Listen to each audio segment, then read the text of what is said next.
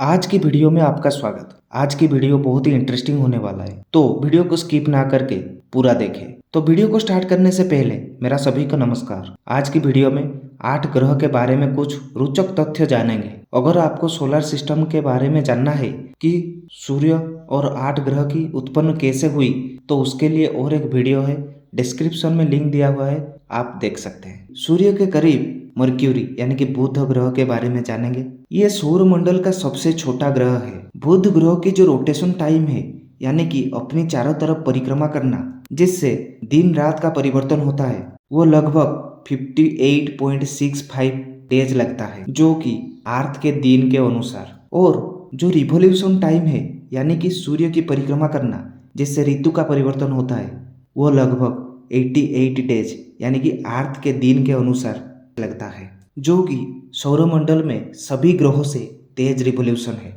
और पतला एटमॉस्फेयर के वजह से यहाँ दैनिक तापमात्रा में ज्यादा परिवर्तन दिखता है। दिन में टेम्परेचर लगभग 427 डिग्री सेल्सियस और रात में टेम्परेचर लगभग -173 डिग्री सेल्सियस होता है। इसकी ठंडा और संकोच के कारण इसकी सरफेस यानी कि सतह गड्ढे से भरा हुआ है और विशाल चट्टान है। इसकी कोई मून नहीं है यानी कि उपग्रह नहीं है, और ये डेंस यानी कि घना के मामले में द्वितीय स्थान में आता है। उसके बाद सूर्य से द्वितीय स्थान में आने वाले वेनस यानी कि शुक्र ग्रह के बारे में जानेंगे। इसको मॉर्निंग स्टार और इवनिंग स्टार भी कहा जाता है, क्योंकि रात्रि के आकाश में मून के बाद यही दूसरी वस्तु है जो चमकता है। इससे अक्सर पृथ्वी का जुड़वा भी कहा जाता है, क्योंकि इसकी आकार, द्रव्यमान और संरचना लगभग पृथ्वी के समान है। यह हमारे सौरमंडल का सबसे गर्म ग्रह है, जिसकी सतह का तापमान लगभग 480 डिग्री सेल्सियस और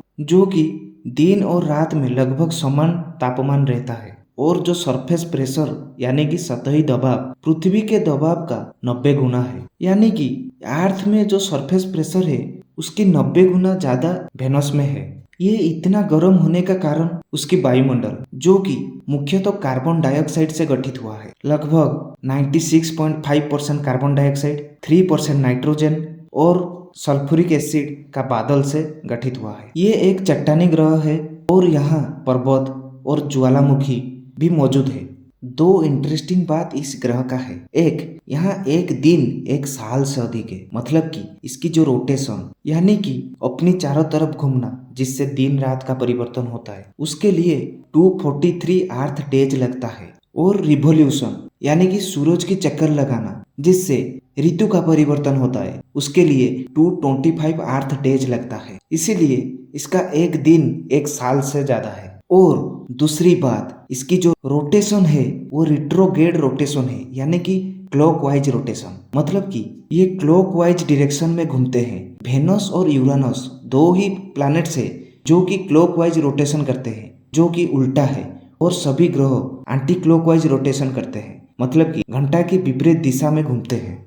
और इस ग्रह की कोई उपग्रह नहीं है। और एक इस ग्रह की खास बात यह है कि इसकी जो अल्बेडो 75% है। अल्बेडो का मतलब है रिफ्लेक्टिंग पावर, मतलब कि लाइट पड़ने के बाद कितना वापस चले जाता है। अब जहां हम वास करते हैं उसी अर्थ के बारे में जानेंगे। अर्थ को ब्लू प्लैनेट कहा जाता है और डेंस यानी कि घना के मामले में ये सबसे अधिक है। पृथ्वी की जो आकार है वो गोल नहीं है, ओब्लेट स्फेरॉइड, यानी कि इसकी आकार चेप्टा गोलाकार। इसका मतलब होता है पृथ्वी की जो पोल पार्ट है वो थोड़ा समतल यानी कि फ्लैटन है और इक्वेटर पार्ट वो उभड़ा हुआ है। उसकी आकार रोटेशन मतलब कि अपनी चारों तरफ घूमने के वजह से ऐसी ऑब्लेट स्फेरॉइड हुआ है। जैसे आप सभी को पता है, पृथ्वी को एक पूरी रोटेशन के लिए 24 आवर लगती है, जिससे दिन रात का परिवर्तन होता है। और रिवोल्यूशन के लिए 365.25 डेज लगती है, जिससे ऋतु का परिवर्तन होता है। एक साल होने में 365.25 डेज लगती है, इसीलिए हर 4 साल में लीप ईयर आता है। और पृथ्वी अपनी अक्ष पर 23.5 डिग्री टिल्ट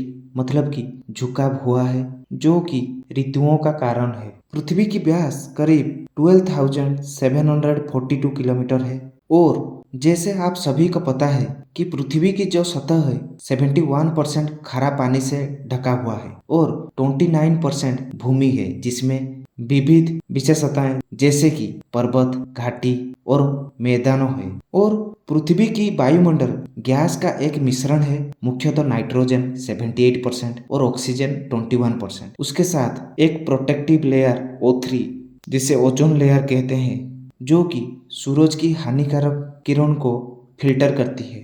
पृथ्वी से सूर्य की दूरी लगभग 150 मिलियन किलोमीटर है। हमारे सौरमंडल में पृथ्वी एकलौता ग्रह है जिसकी सतह में लिक्विड वाटर मौजूद है। और एक बात, पृथ्वी एकलौता जगह पूरी ब्रह्मांड में है जहां जीवन संभव है। इसकी समर्थित वायुमंडल, तरल पानी और आदर्श दूरी पर स्थित के वजह से पृथ्वी का एक बड़ा चंद्रमा है जो पृथ्वी के समुद्री ज्वार को प्रभावित करता है। और एक बात शायद आपको पता होगा कि मून की लाइट धरती पर पहुंचने में 1.255 सेकंड, जो कि लगभग 1.3 सेकंड लगता है। उसके बाद आता है मार्स यानी कि मंगल ग्रह। इसको लाल ग्रह भी कहा जाता है। इसकी सतह पर लोहे की ऑक्साइड के कारण लाल रंग दिखाई देता है। यह पृथ्वी के आकार का लगभग आधा है और मंगल ग्रह दूसरा सबसे छोटा ग्रह है। इसकी सतह चट्टानी और लाल रंग की धूल से ढका हुआ है। और यहाँ विशेषताएं जैसे कि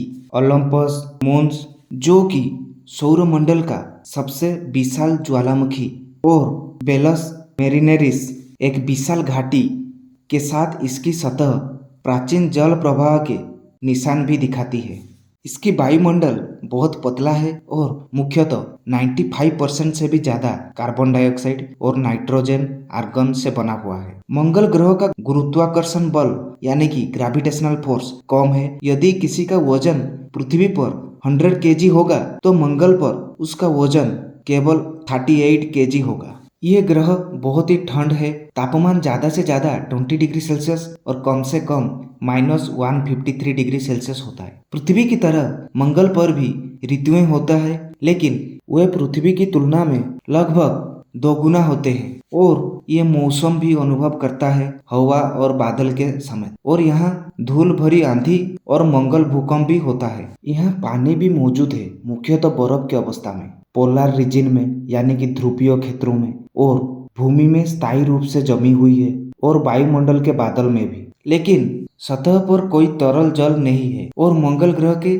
सैटेलाइट यानी कि उपग्रह 2 है, एक फोबोस और दूसरा डिमोज। और इसका जो रोटेशन 24.6 आवर और रिवॉल्यूशन 687 डेज पृथ्वी के दिन के अनुसार। आज की वीडियो उतना ही। अगर वीडियो आपको अच्छा लगा तो वीडियो को लाइक, शेयर एंड सब्सक्राइब जरूर करना ऐसी इन्फॉर्मेटिव वीडियो देखने के लिए।